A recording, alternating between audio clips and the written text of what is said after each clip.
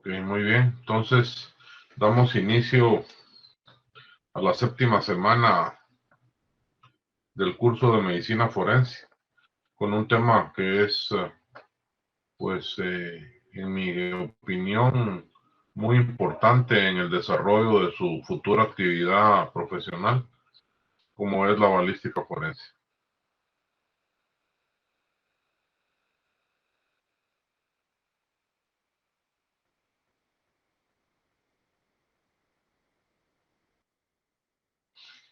Entonces, de nuevo, estamos en la séptima semana, el curso medicina forense, el tema balística forense. El objetivo de la clase es que el estudiante logre comprender que todos los temas inherentes a la balística forense, desde la ojiva hasta el casquillo, constituyen una ciencia que estudia el movimiento y el comportamiento de los proyectiles que son expulsados por los cañones de las armas de fuego. La clasificación de la balística forense la podemos establecer a través de que esta es una ciencia que podríamos considerarla relativamente nueva, pues se considera que inició sus orígenes en el año de 1912, cuando el profesor Baltasar de la Universidad de París, viendo la cantidad de homicidios sin resolver, propuso la identificación de las armas de fuego a través de sus proyectiles, logrando con esto la fotografía tomada del proyectil que estaba siendo sujeto de investigación o bien incriminado dentro de una prueba disparada por un arma que se consideraba sospechosa, empleando para tal efecto una cámara de tipo pantoscópico. Este método les generó excelentes resultados, de tal suerte que 100 años después aún es posible que la mayoría de los casos identificados que han tenido éxitos en cuanto a la identificación de las ojivas de los proyectiles de arma de fuego, con un sello particular que los individualiza, como es el rayado que se produce en la ojiva.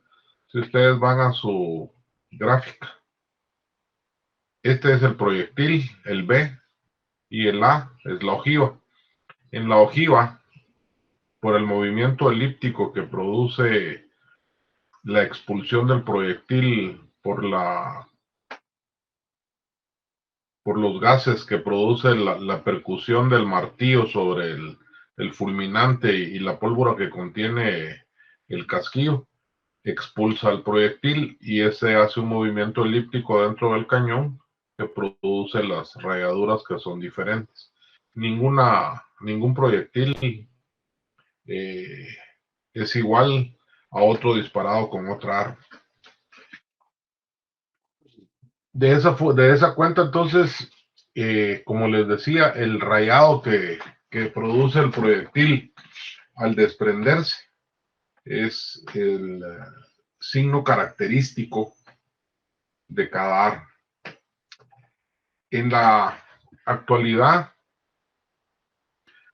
la identificación de las armas de fuego por el estudio comparativo respecto a los proyectiles que son expulsados por ellos ha alcanzado una ampliación con instrumentos que se puede garantizar el 100% de su efectividad. Es decir, es simple establecer a través de los medios tecnológicos que existen actualmente si un mismo proyectil fue disparado, o perdón, si dos proyectiles diferentes fueron disparados por una misma arma de fuego. En cuanto a la clasificación de la balística, esta la clasificamos en balística interior, que nos va a establecer el estudio de los movimientos de los proyectiles en el interior de las armas de fuego. Esto desde el momento que se produce el golpe del percutor sobre el fulminante del cartucho. Vamos otra vez a la parte B.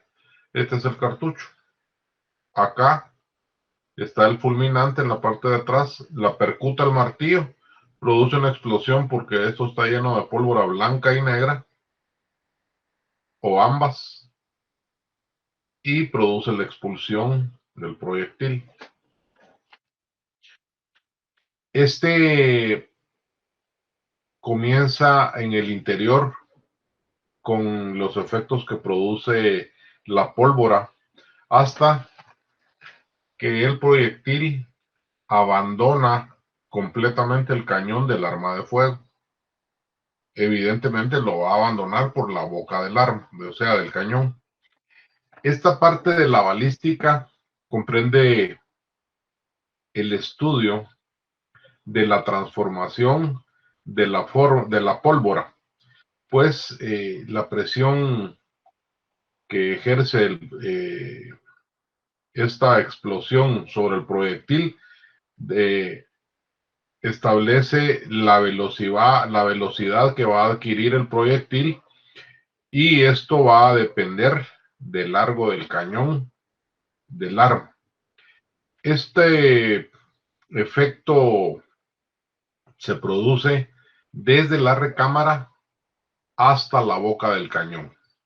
El resultado va a significar el shooting power, o sea, el alcance y la penetración, que significa que el cuerpo de la ojiva, que generalmente es lisa, se va a convertir o se va a volver o va a presentar algunas rayaduras, y la posible utilización de los efectos del disparo nos va a facilitar la carga automática de la misma arma. Esto se circunscribe no a los revólveres, sino a las pistolas, lo que coloquialmente le decimos nosotros escuadras.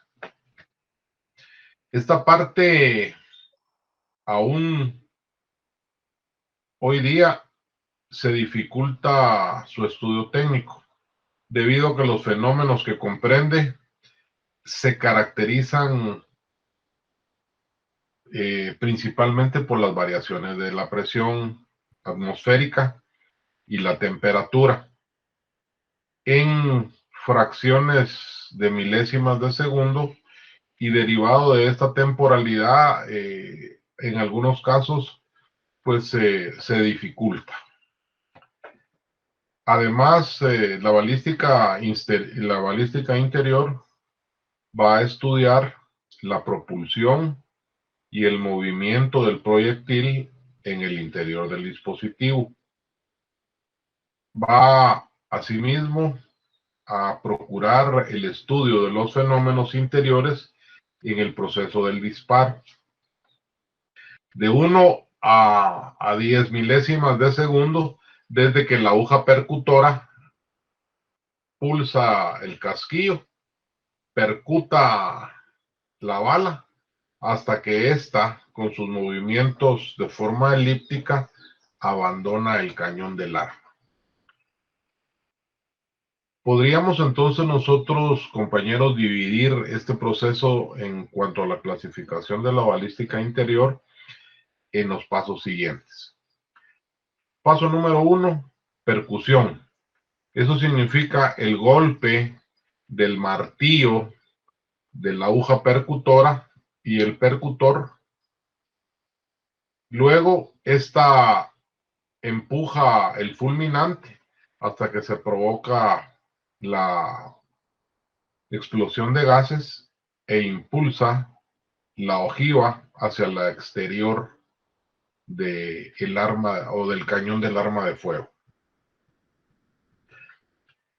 La iniciación del fulminante dentro de la balística interior es la relación que se va a producir por el golpe de la explosión de la sustancia química.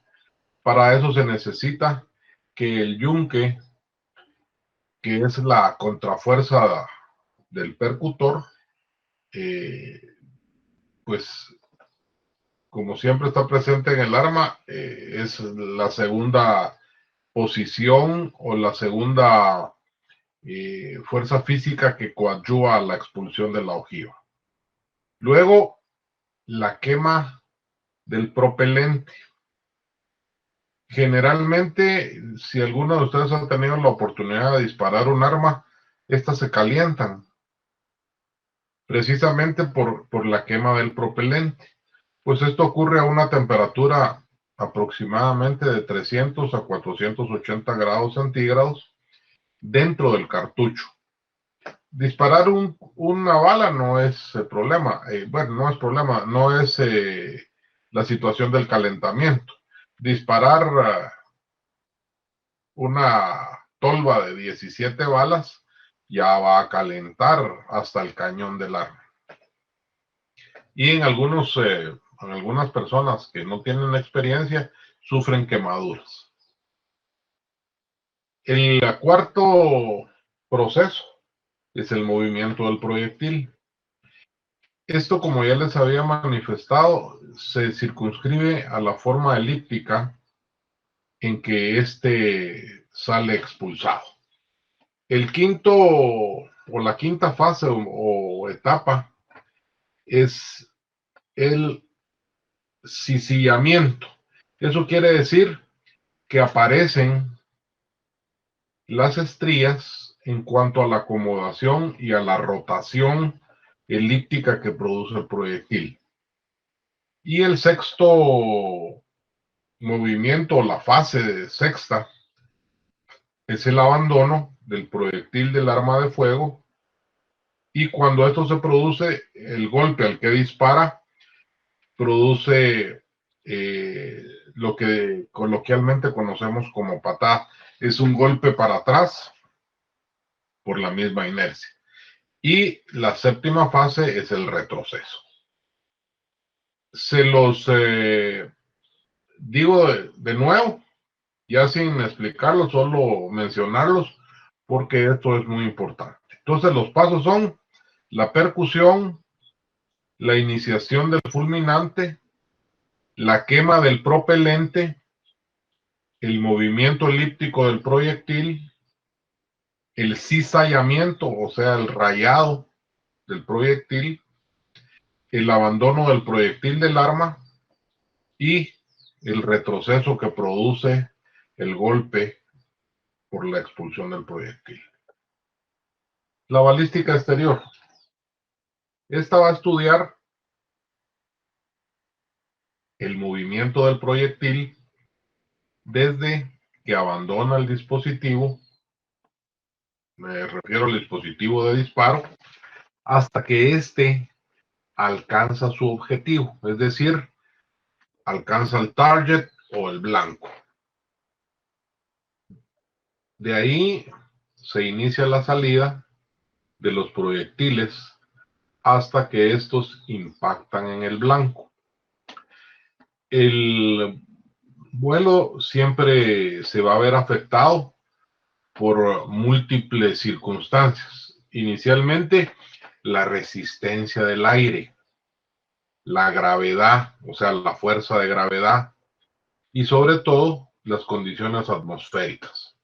En cuanto al viento, la lluvia, y se debe de medir la densidad del aire.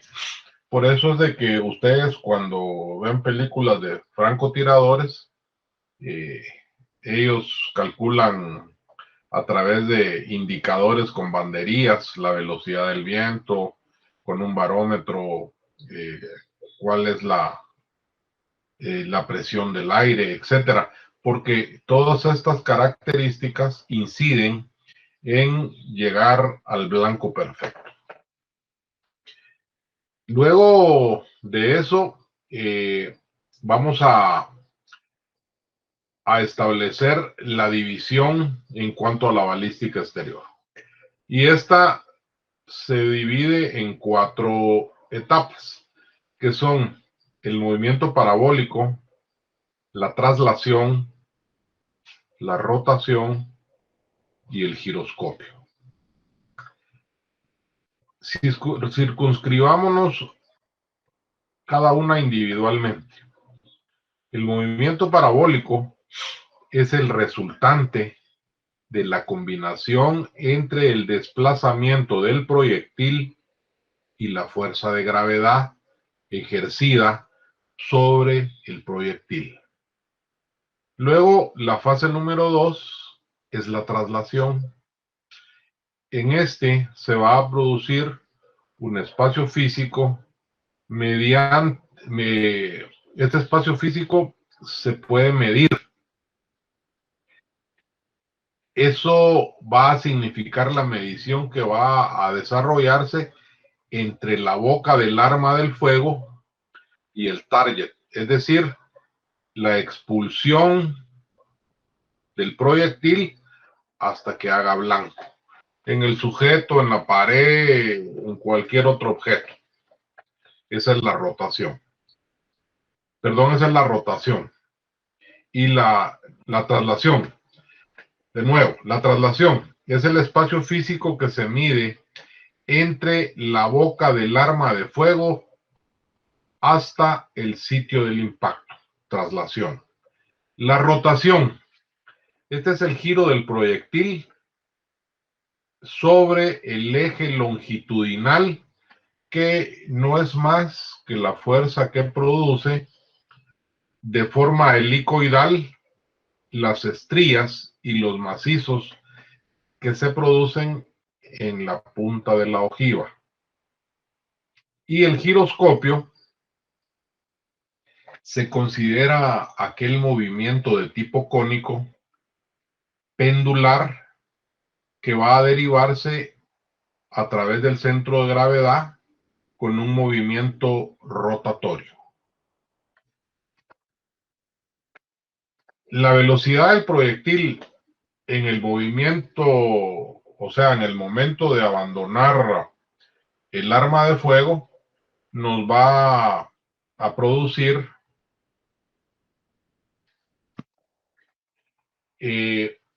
una velocidad inicial. Y vamos a trazar una línea imaginaria que va a describir el centro de gravedad, y esto se le va a denominar trayectoria. La balística externa o la balística exterior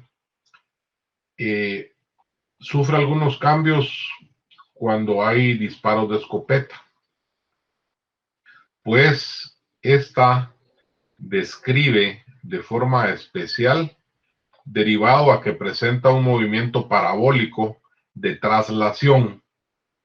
Aunado a ello, es un movimiento vibratorio, lo que significa que en lugar de un movimiento elíptico, va a tener un movimiento circulatorio. Esto es por la ruptura del cartucho, que es generalmente plástico, y la expulsión de todas las múltiples ojivas que tiene.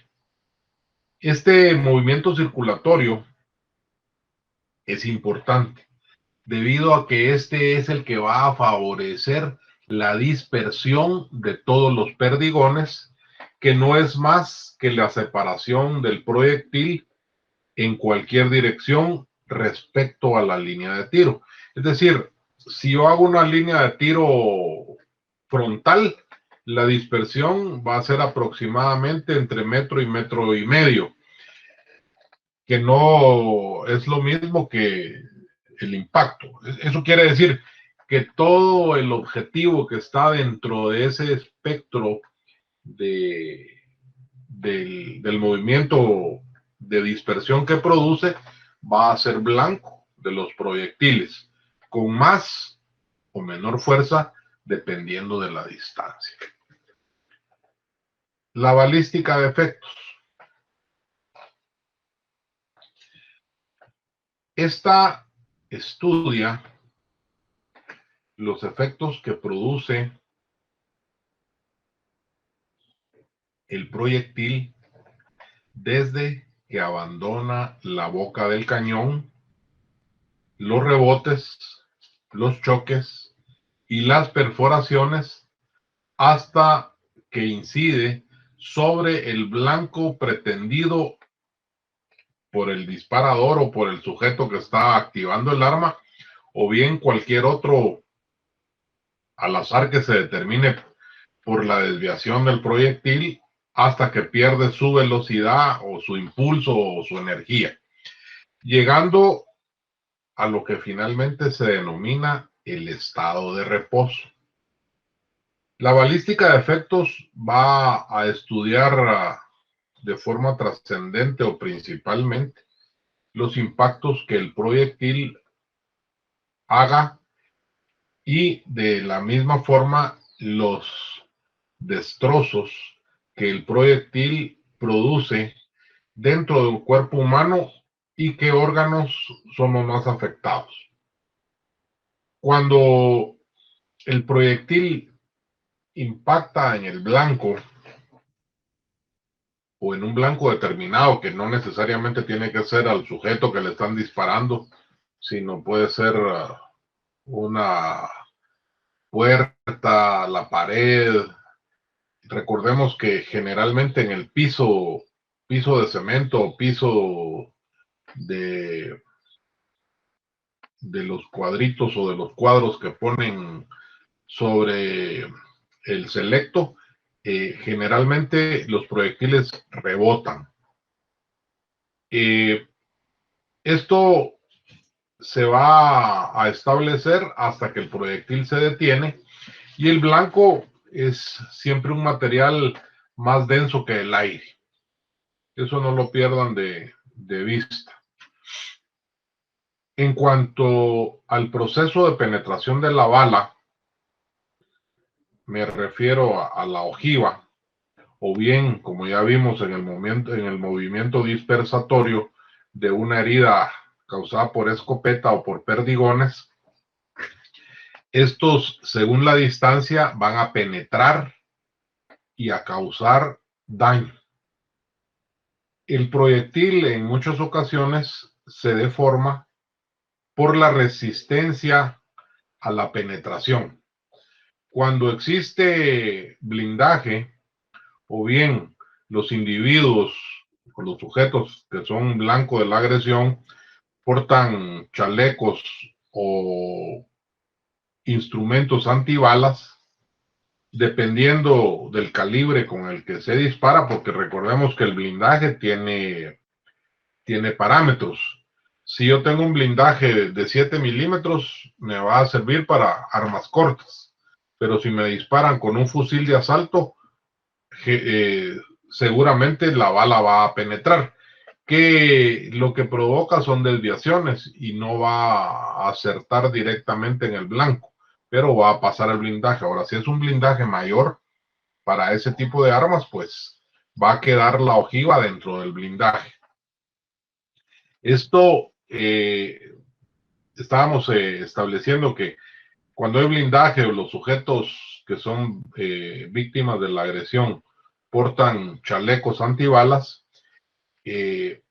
como ya les dije, dependiendo del calibre, puede evitar de alguna forma que el daño sea más severo. Lo que no se puede evitar es el shotting power. El shotting power es el golpe que produce el impacto del proyectil, que va a lanzar el sujeto 1 o 2 metros, o lo va a elevar 10 o 15 centímetros y va a caer, que dependiendo de la calidad del chaleco le puede causar algún tipo de fractura, pero no va a penetrar y ni va a causar daño en el cuerpo humano. Esto lo que evita es que el daño pues sea catastrófico al penetrar en el organismo. Otro elemento que no tenemos que olvidar, compañeros, es la distancia en la que se produce el disparo, ya que este se puede estimar dependiendo del grado de presión con que impacta el target o blanco, conforme a las características de penetración.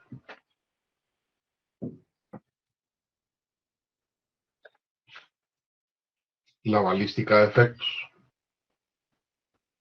Como ustedes pueden observar en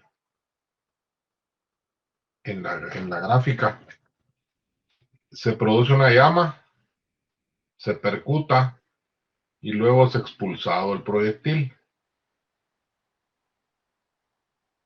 Las diferentes formas en que se puede causar daño al organismo y anatómicamente deja huellas y las cuales son reconocidas por los forenses dependiendo de las características que deja en la ropa y en el cuerpo, las podemos subdividir en heridas de bocajarro, que significa que es el momento en que el disparo hace contacto directo con la boca del arma. Es decir, la boca del arma está pegada con la piel del sujeto y este tipo de disparos presenta dos signos característicos: el de Hoffman y el signo de Benassi. Heridas a bocajarro, signo de Hoffman y signo de Benassi. Las heridas producidas por proyectil de arma de fuego a quemarropa son aquellas que se producen en el diámetro de 2 a 30 centímetros del orificio de entrada y este está rodeado por un tatuaje denso y ennegrecido que es producto de la expulsión de la pólvora que impregna la piel o la ropa, y esta además produce otro signo característico que es la cinta de contusión. Disparos a corta distancia. Este es aquel que se produce en una distancia aproximada de 30 a 60 centímetros. En este tipo de disparo encontramos alrededor del orificio de entrada los elementos integrantes del tatuaje. O sea, está ennegrecido.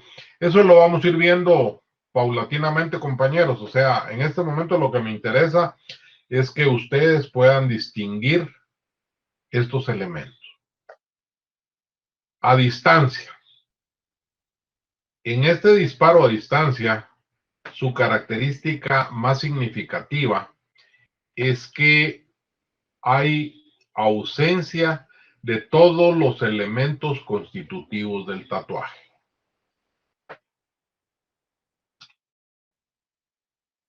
El disparo a bocajarro.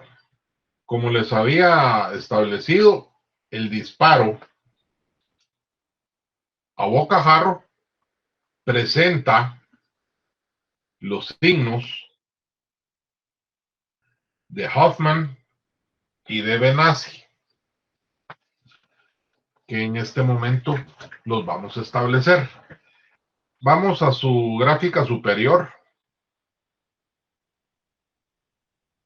en el cual ustedes pueden ver las características. Es una herida sobre la parte frontal de esta chica, la cual produjo sobre la piel un estallamiento en forma de estrella y el orificio de entrada pequeño. Y en la segunda gráfica, el signo de Benassi, en el cual vamos a ver el diámetro del orificio es mayor. Pero para que no entren en angustia, signo de Hoffman. El orificio de entrada de un proyectil que tiene la forma estrellada y sus bordes se encuentran despegados del hueso, como ustedes ven aquí, hay pérdida de sustancia de todo, o sea, pérdida de sustancia se refiere cuando se perdió todo el músculo, el tejido celular subcutáneo y tiene exposición ósea. Esa es la primera característica del signo de Hoffman. En las heridas por arma de fuego efectuadas con el cañón apoyado sobre la piel del cráneo, va a presentar un aspecto de desgarro con bordes ennegrecidos del orificio de entrada del proyectil, pues el disparo estuvo en contacto con la región frontal y como consecuencia de los gases de ignición de la pólvora que salen junto al proyectil, al encontrar la resistencia para expandirse, se vuelven hacia atrás. Esa es la razón fisiológica anatómica de que se produce el desgarro por estallido del orificio. Y entonces adopta esta forma estrellada, que es una característica sine qua non del signo de Hoffman. El tejido, otra circunstancia que ustedes tienen que evidenciar es que el orificio va a adoptar no solamente la forma estrellada a través del tejido subcutáneo ennegrecido y todos los elementos constitutivos del tatuaje van a estar depositados en el interior. Volvamos de nuevo, estimados señores, a ver los bordes ennegrecidos de la piel y el músculo, que se aprecian a simple vista. Vamos ahora con el signo de Benassi. Este presenta un anillo ahumado que va a aparecer, como lo podéis observar acá, en la segunda lámina. Entonces presenta un anillo ahumado que aparece alrededor del orificio de entrada de un proyectil, nuevamente sobre la región frontal de la bóveda craneana. Esto va a ser subyacente con los disparos por arma de fuego realizados con la boca del cañón apoyada sobre la piel del sujeto en mención, el cual va a provocar un anillo que se forma sobre la superficie externa ósea en disparos en contacto específicamente con la bóveda craneana. Solo para aclarar un par de dudas que tienen en el chat. No quiero entrar en este momento en estos detalles. Estamos considerando ahorita, bueno, hay distintos tipos de ojiva. Las prehistóricas son aquellas ojivas que presentan, son hechas de plomo. Sin embargo, creo que aquí tengo algunas para que ustedes puedan apreciarlas. Las diferencias. Me escriben si lo notan, por favor, porque si no, entonces, por ejemplo, Vean el tamaño de este proyectil, su forma. Si ustedes ven, es una forma hueca, es de cobre y tiene un revestimiento sobre las estrías de la boca del ojío. Por su parte, este es 44 man. Hollow point porque tiene la punta abierta. Esta es una .40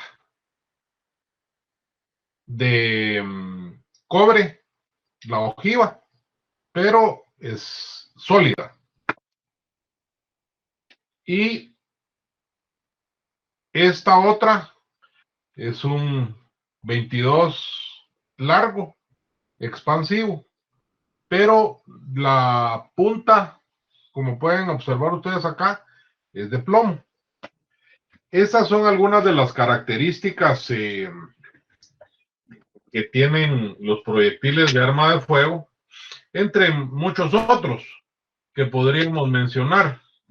Esta es una 22 expansiva, pero corta. Esta 22 expansiva, pero larga, o long rifle, como le dice. Se las voy a ver si me permite la cámara que ustedes la puedan observar. Esto es solamente con fines puramente didácticos. ¿Ok?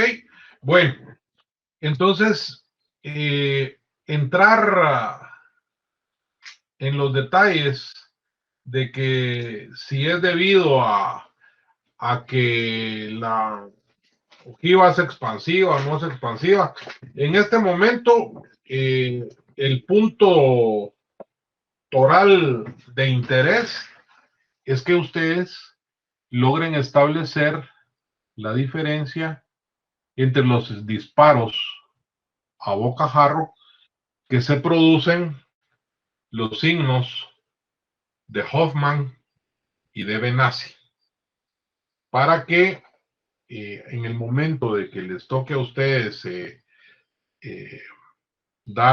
dictaminar, defender a un patrocinado en pro o en contra, sepan ustedes distinguir y cuáles son las características para que esto no les vaya a provocar a ustedes más confusión de la que actualmente tenemos. Las características, seguimos con las características de disparo con arma de fuego.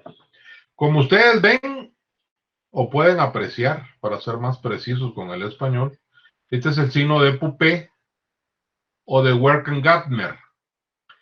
Y el otro es el signo de Romanese, en el cual la impresión del disparo tienen muchísima diferencia con los que acabamos de establecer anteriormente, que eran los signos de Hoffman y de Benassi. En el signo de Pupe o de Werken-Gardner, que pueden ver ustedes en la parte superior de su diapositiva, la característica es que la impresión de la boca del arma de fuego sobre la piel se presenta como un anillo acéntrico. Eso quiere decir sin, no hay centro. Si ustedes ven, tiene más la forma ovalada que una forma central en relación a la boca del cañón. El color, que es otra característica, es rojo pálido. La forma y el tamaño, evidentemente, tienen que ir en correlación con la boca del cañón del arma de fuego. Su característica. Esta solo aparece en los disparos de contacto y en cualquier lugar del cuerpo. ¿En qué consiste este signo? Tenemos un orificio de entrada de la ojiva. Ahí se forman dos anillos concéntricos. Este es uno y el otro está alrededor. En la zona de fish, porque si ustedes ven, parece un pescado, no se forma el tatuaje. Porque este es un disparo de contacto y el tatuaje va dentro de la herida. Así que si les preguntaran o dentro de las evidencias que presenta el Ministerio Público dice no hay zona de tatuaje, ustedes saben que dentro de la zona de fish el tatuaje está adentro de la herida. El siglo de Romanese. En este caso, la víctima del disparo posee la zona por la cual, como lo ven ustedes acá, el proyectil abandona el cuerpo por contacto por una superficie dura. El proyectil evidentemente se va a deformar en el instante que sale de la anatomía humana o del cuerpo humano e impacta sobre la piel, la cual va a producir una ruptura y formación de lo que en medicina forense se denomina halo contusivo, que es esta parte roja o enrojecida que ustedes ven alrededor del orificio. El orificio se ve ahumado porque ahí está el tatuaje. ¿Cuáles van a ser entonces las características de las heridas por proyectil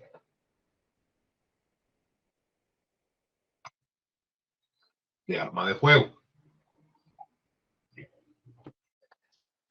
Todas van a presentar un orificio de entrada, una zona de contusión, una zona de suciedad y una zona de chamuscamiento, como ustedes lo pueden apreciar en la gráfica que tienen dentro de la diapositiva.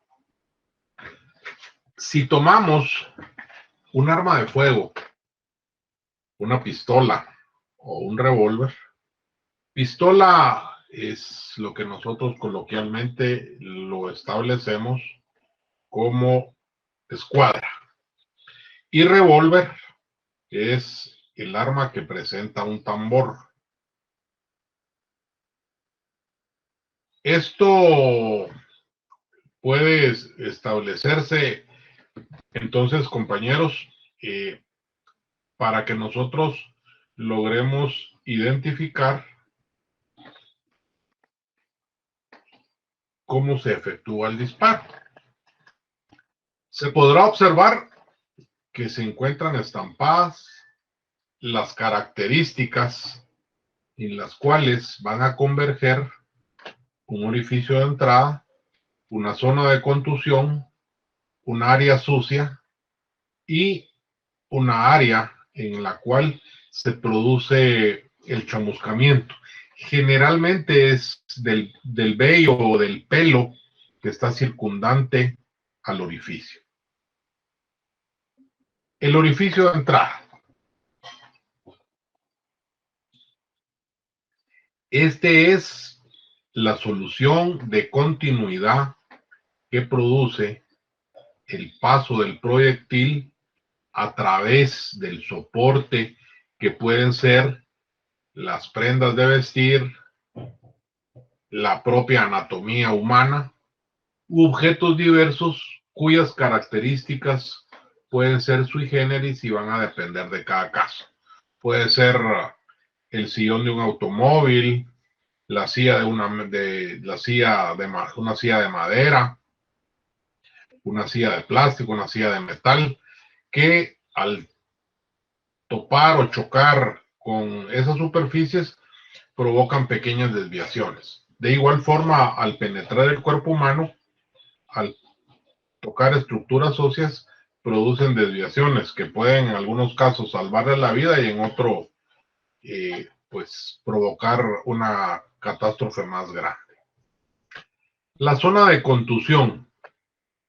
Esta zona está constituida por la lesión ocasionada en la piel y que se ubica a continuación del orificio de entrada. Este va a ser producido por el impacto y el rozamiento del proyectil a su paso,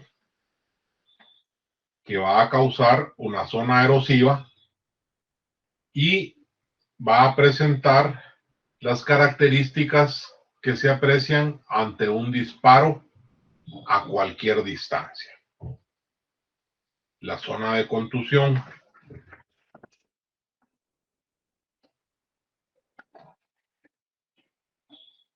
La zona de suciedad.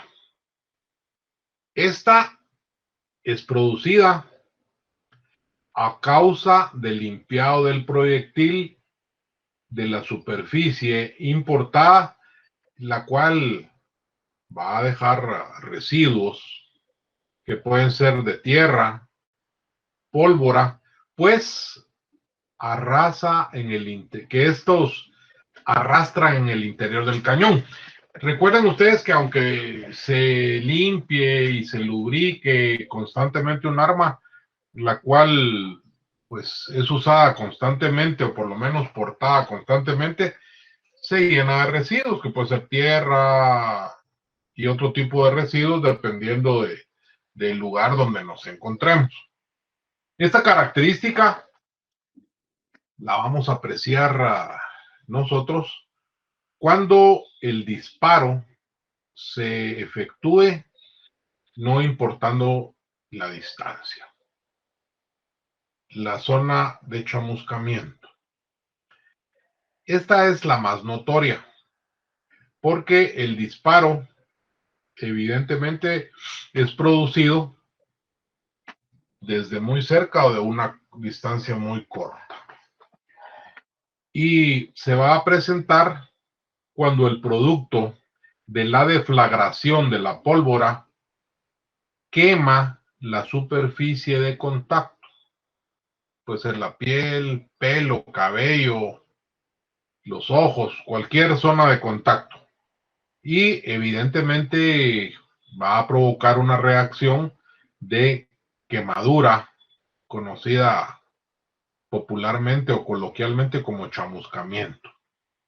Esta quemadura de la piel por el fogonazo del disparo, en la zona a la que se establezca, no va a desaparecer aun que se trate de limpiar.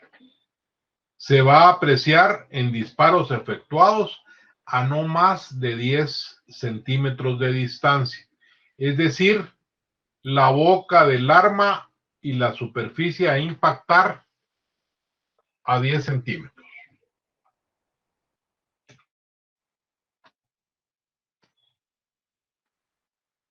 ¿Qué otras características produce la herida por proyectil de arma de fuego?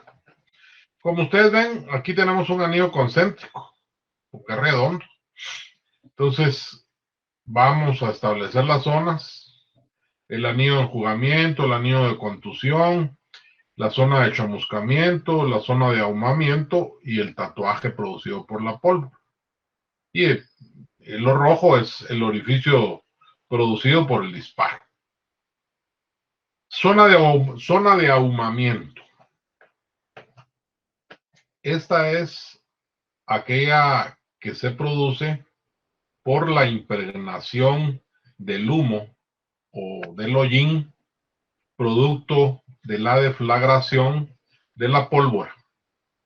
Esta zona no es permanente, es susceptible a ser limpiada y se aprecia sobre todo en disparos efectuados a no más de 30 centímetros. es decir, entre la boca del cañón y el arma sobre la superficie de la piel. Zona de tatuaje.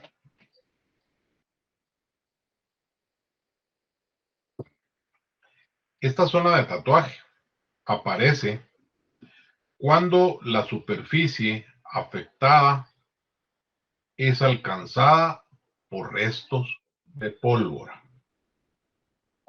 Dicho en otras palabras, son los gránulos eh,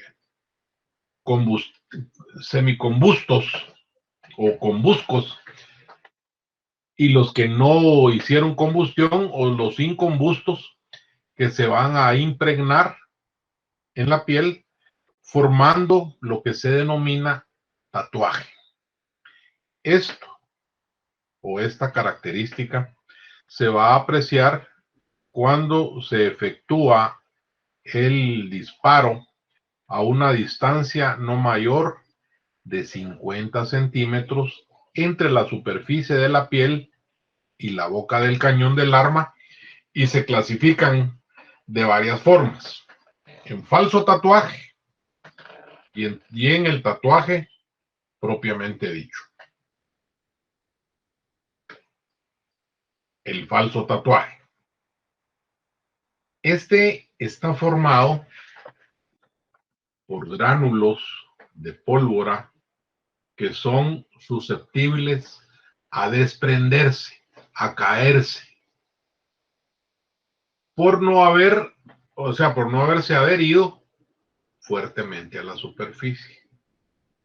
Entonces, este sí es muy susceptible de limpiarse y quitar esa evidencia, lo cual nos produciría a simple vista, porque ya cuando se examina de forma forense, ya se puede establecer, fue un disparo de cerca, aunque no haya este falso tatuaje, por las características del herido.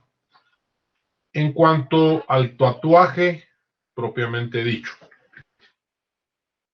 este va a estar configurado por la impregnación duradera de los gránulos o de los granos de pólvora, y así también como las quemaduras que son ocasionadas por ellos, que no terminaron de combustionarse sobre la piel, lo cual va a producir que sean proyectados aún incandescentes o encendidos. Las características de las heridas producidas por proyectil de arma de fuego. De manera intencional les puse PAF. El problema de nosotros los médicos es que escribimos tanto y generalmente a mano o manualmente que usamos muchas abreviaturas, y para la gente común pues es imperceptible, pero esto lo van a ver ustedes muy frecuentemente. Una producida por PAF, proyectil de arma de fuego. Bueno, el orificio de salida. Así nos va a dar tiempo. Hoy sí quisiera, con todos los inconvenientes que nos dan los vídeos, que ustedes con su mejor buena voluntad pudiéramos accesarlos y poderlos ver, porque sí tengo sumo interés en que ustedes puedan apreciar algunas cosas que pues por la premura del tiempo no se pueden explicar, porque este tema en criminalística pues yo lo desarrollo en un mes y medio, porque pues hay interacción. Bueno, orificio de salida. Este va a ser en el cual la solución de continuidad producida por el proyectil disparado por armas de fuego que presentan un cuerpo físico, una vez que éste ojo, ha perforado, o sea, la piel y las estructuras del cuerpo humano, y cuyas dimensiones van a ser generalmente mayores al orificio de entrada.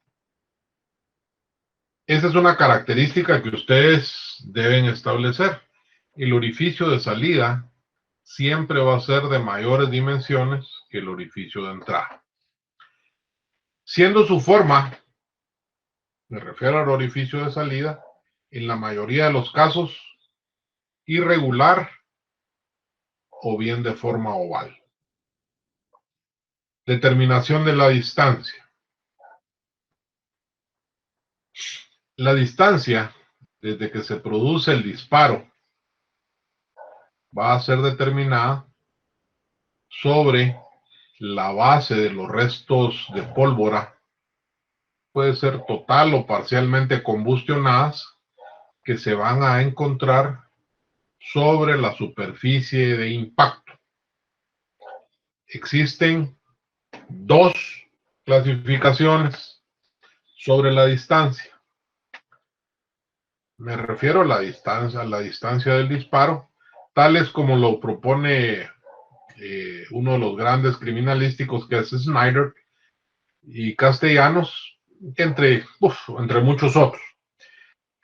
Arma corta van a constituirse en disparos que se producen cuando la boca del cañón se encuentra a una distancia mayor de 50 centímetros.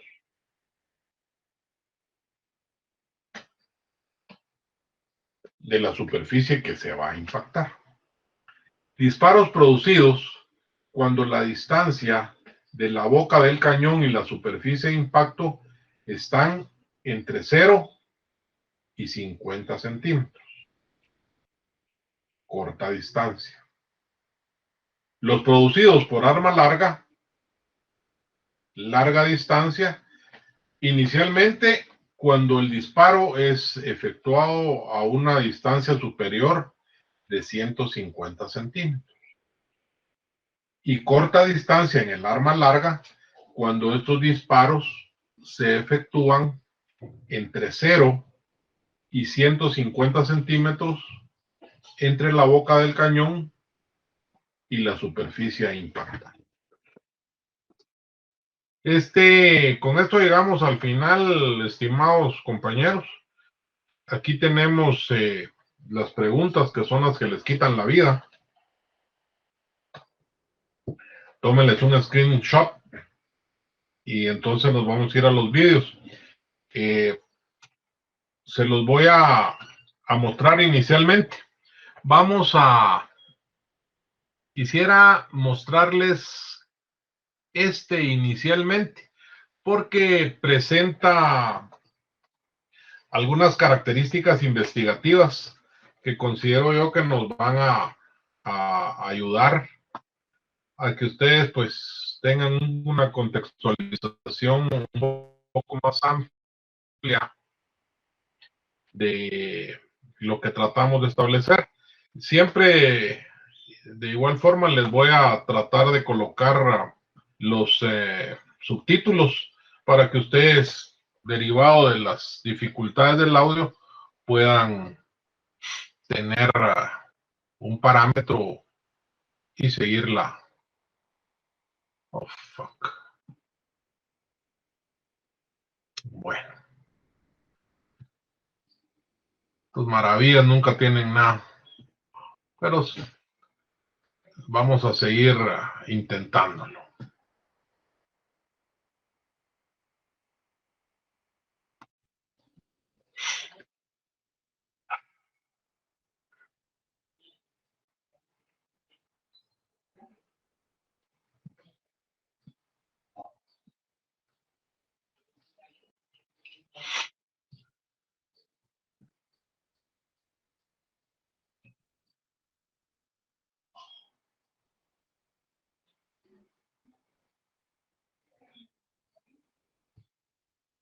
Me imagino que ustedes ya lo abrieron, entonces aún así va a ser más sencillo.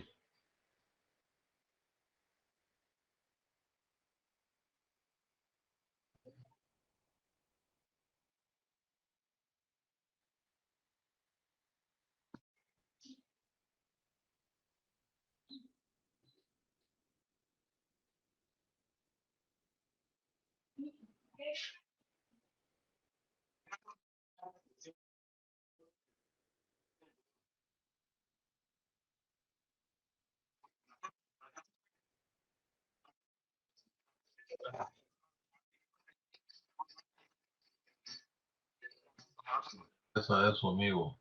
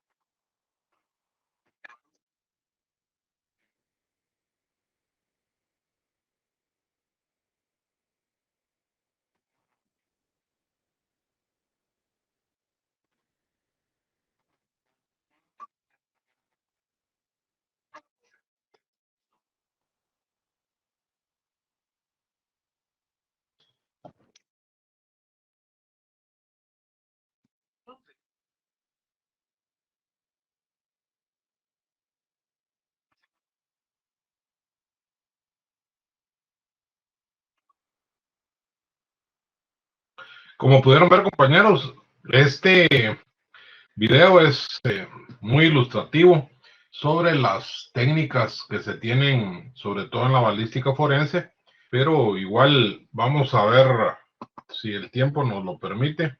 Este que considero que es el más importante.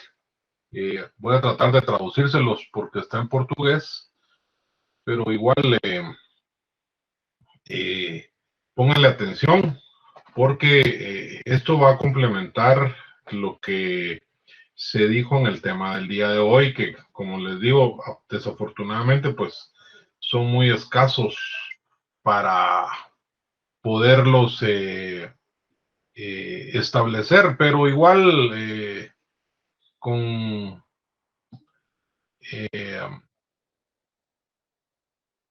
la buena voluntad que ustedes,